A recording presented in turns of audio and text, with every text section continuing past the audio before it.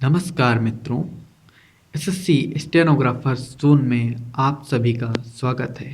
प्रस्तुत है हिंदी आशुलिप उच्च गति अभ्यास खंड 1 प्रतिलेखन संख्या 1 गति 80 शब्द प्रति मिनट। डिक्टेशन शुरू होने में शेष हैं 30 सेकंड।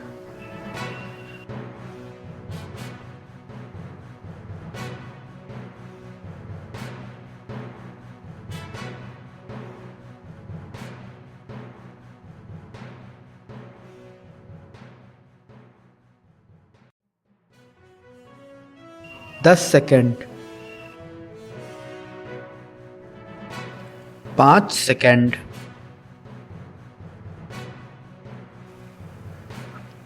स्टार्ट। सभापति महोदय, मैं रक्षा मंत्रालय की मांगों का समर्थन करने के लिए खड़ा हुआ हूँ। वर्तमान घटनाओं से पता चलता है कि संसार का हर देश अपनी सुरक्षा के बारे में चिंतित है और उसके लिए हर प्रयत्न कर रहा है। इस दृष्टि से अन्य देशों की तरह हमारे देश में भी रक्षा मंत्रालय का महत्व है। मुझे इस बात की खुशी है कि जहां अन्य मंत्रालयों की उनके पिछले साल के कामों के बारे में काफ़ी आलोचना हुई है, वहां इस मंत्रालय की कम आलोचना हुई है। इससे पता चलता है कि इस मंत्रालय ने पिछले साल अच्छा काम किया है। मोटे तौर पर किसी भी देश की सुरक्षा नीति का लक्ष्य यह होता है कि दूसरे देशों, खास तौर से पड़ोसी देशों के साथ मित्रता के संबंध स्थापित हों और हम एक दूसरे के मामलों में हस्तक्षेप न करें। लेकिन उसके साथ यह भी जरूरी होता है कि हम अपने देश की सीमाओं और अखंडता की रक्षा करें। इसलिए हमारे देश का यह कर्तव्य हो जाता है कि हम अपने पड़ोसियों के कार्यों पर पूरी नज़र रखें, क्योंकि आज तक हमारे देश पर जो संकट आए वे हमारे पड़ोसियों से आए हैं। 1965 में पाकिस्तान के साथ जो लड़ाई हुई और उसके बाद ताशकंद में जो समझौता हुआ वह सिर्फ कागज़ पर ही रहा। पाकिस्तान ने उस पर कोई अमल नहीं किया। इस दृष्टि से बहुत ज़रूरी है कि हम अपने देश की सुरक्षा की हर तरह से व्यवस्था करें।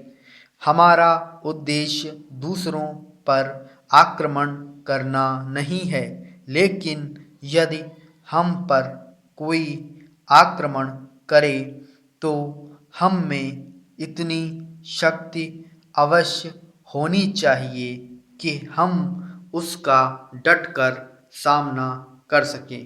पैराग्राफ। आप जानते हैं कि पिछले दिनों पाकिस्तान को अमेरिका और चीन से काफ़ी मदद मिली है। रक्षा मंत्रालय की रिपोर्ट में भी कहा गया है कि पिछले साल अमेरिका ने पाकिस्तान को 1500 करोड़ रुपए की फौजी सहायता दी है। आज जहां हम फौजी सामान के लिए अपने कारखानों की मदद से अपनी शक्ति बढ़ाने का प्रयत्न कर रहे हैं। वहाँ पाकिस्तान संसार के सब देशों से फौजी सामान खरीद रहा है। अपनी नीति के कारण वह सब देशों से लाभ उठा रहा है। मेरा सुझाव है कि हमको भी अपनी शक्ति बढ़ाने के लिए संसार के अन्य देशों से अधिक फौजी सामान खरीदना चाहिए। आज तिब्बत की सीमा पर चीन की 1.5 लाख फौज खड़ी है। प्रतिदिन छोटी मोटी झड़पें होती रहती हैं। हमारी फौजें बड़े उत्साह से उनके मुकाबले में खड़ी हैं। उनके हौसले बहुत ऊंचे हैं, लेकिन हमारी सरकार का भी यह कर्तव्य है कि उनके हौसले को कभी गिरने न दें। उन्हें हर तरह की सुविधा प्रदान की जाए जिससे उनका आत्मविश्वास बढ़े। मैं मंत्री महोदय से अनुरोध करूंगा कि सरकार अपनी नीतियों के प्रचार का काम ठीक प्रकार से अपनी फौजों से करे। उनको अच्छे अच्छे हथियार दे।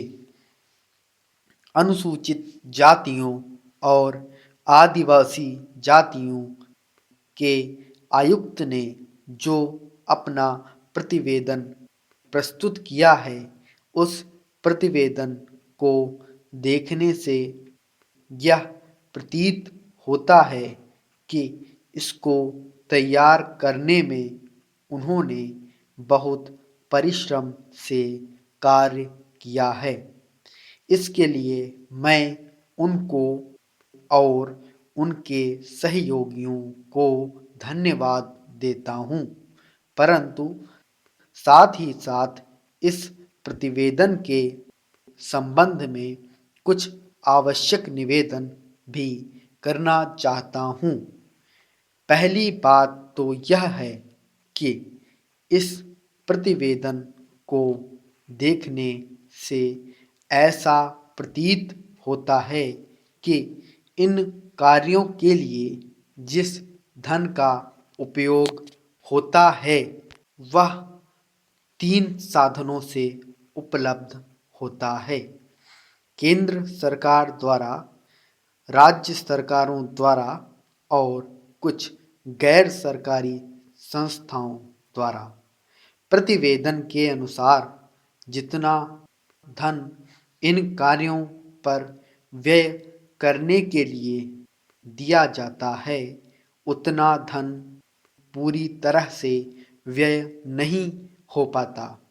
मैं यह नहीं कह सकता कि आवश्यकता से अधिक धन दिया जाता है या कार्यकर्ताओं को वह धन प्राप्त ही नहीं होता, जिसके कारण वह बिना खर्च हुए बच जाता है।